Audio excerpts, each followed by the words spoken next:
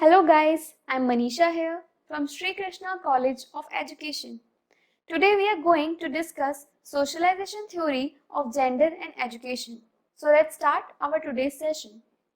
So firstly, you should know what is socialization. It is a process by which any human being changes into social being. इसका मतलब है कि एक learning process है जिसमें human being काफी सारी हैबिट्स, कल्चर्स, वैल्यूज, एथिक्स को अडॉप्ट करता है सोसाइटी से. For example, a new born baby, he don't know about how to speak, how to eat and how to behave. वो जो भी सीखता है वो सब अपनी फैमिली को देखकर सीखता है. जो भी कल्चर उनकी फैमिली फॉलो करती है उसी में खुद को एडजस्ट करता है. बट इफ हम बच्चे को अकेला छोड़ दें तो वो कभी कोई चीज नहीं सीख पाएगा.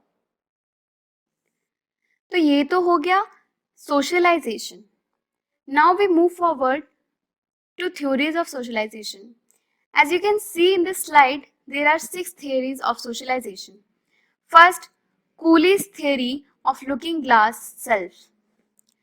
Durkheim's theory of collective representation. Symbolic interaction theory. Karl Marx conflict theory. Functionalist theory and labeling theory. Firstly, we'll go for Cooley's theory of looking glass self. It means how we see ourselves through the eyes of other people. तो C.H. Kohli यहाँ पर ये समझाना चाहते हैं कि जो society होती है वो बच्चे के लिए एक मिरर का काम करती है. जब भी हम जैसे तैयार होते हैं तो नॉर्मली हम क्या करते हैं, शीशे में खुद को जाके देखते हैं कि हम अच्छे लग रहे हैं या नहीं लग रहे हैं. सेम चीज सोसाइटी के साथ है कि हम जो भी एक्ट करते हैं उस पर सोसाइटी हमें जज करती है कि हम सही हैं या गलत, और इसी जजमेंट को हम अपनी आइडेंटिटी बना लेते हैं. So based on this theory, there's a famous quote of Cooley. That is, I am not what I think I am, and I am not what you think I am. I am what I think you think I am. Now there are 3 stages of formation of self. These 3 stages defines what we previously studied with that mirror example. So पहला है the imagination of our appearance, how we look to others. Second, the imagination of the judgement of how we look और how we think others judge our behavior. Third, how we feel about their judgment. Now let's go for the second theory, that is Durkheim's theory of collective representation. In this theory of collective representation, Durkheim insisted that the individual becomes socialized by adopting the behavior of his group. Like जैसे हमने पहले बच्चे का example लिया था कि वो individual जब वो न्यू बॉर्न बेबी है तो जब तक हम उसको किसी ग्रुप के साथ नहीं रखेंगे वो तब तक कोई भी चीज नहीं सीख पाएगा. और जैसे ही हम किसी ग्रुप के साथ उठना बैठना शुरू करते हैं तो उन्हीं की चीजें हम अडॉप्ट करने लगते हैं. He said that individual thought and behavior are determined by collective representation. That is, system of ideas, patterns of behavior, attitude and values held in common by a group of people. चलिए तो हम बात करते हैं हमारी third theory की, that is symbolic interaction theory. तो symbolic interaction जो टर्म है वही 2 वर्ड से मिलके बना है, सिंबल एंड इंटरेक्शन. हमारी सोसाइटी में हर एक चीज का हर एक सिंबल होता है. जैसे कि भूख का सिंबल है, ऑल द बेस्ट का सिंबल है थम्स अप, एंड जब हम बाय करते हैं तो उसका भी सिंबल है. तो ये जितने भी सारे सिंबल्स हैं हम लोग किस लिए यूज करते हैं, जब हम आपस में इंटरेक्ट करते हैं किसी से तभी हम इन सिंबल्स का यूज करते हैं ताकि हमारी चीजें और ज्यादा फैमिलियर तरीके से हमारा जो सामने पर्सन है वो इजीली इन चीजों को समझ सके. Society is thought to be socially constructed by human interpretation. People interpret one another's behavior and it is their interpretation that form the social bond. तो लास्ट वाली लाइन भी यही बता रही है कि जैसे सोशल बॉन्ड कब फॉर्म होता है और कहाँ पे हम कैसे सिंबल यूज करते हैं. जैसे फॉर एग्जाम्पल हम अपने फ्रेंड्स के साथ रहते हैं तो हम कुछ डिफरेंट सिंबल यूज करते हैं, पेरेंट्स के साथ होते हैं तो हम डिफरेंट सिंबल यूज करते हैं.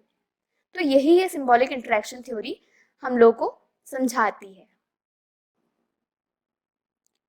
अब हमारी फोर्थ थ्योरी है Karl Marx conflict theory. Karl Marx introduce this theory with the reference of two division of society. उनका कहना है कि हमारी सोसाइटी दो क्लासेस में डिवाइडेड है, पहली जिसके पास रिसोर्सेज हैं और दूसरी जिनके पास रिसोर्सेज की कमी होती है। इसको हम समझते हैं बिजनेस के पॉइंट ऑफ व्यू से। जैसे कि अगर एक पर्सन के पास बिजनेस स्टार्टअप प्लान है तो वो क्या करेगा, अपने रिसोर्सेज को यूज करके, और अगर उसके पास बहुत सारे रिसोर्सेज ऑलरेडी अवेलेबल हैं तो वो क्या करेगा, अपने रिसोर्सेज को यूज करके अपना एक बिजनेस स्टार्ट करेगा।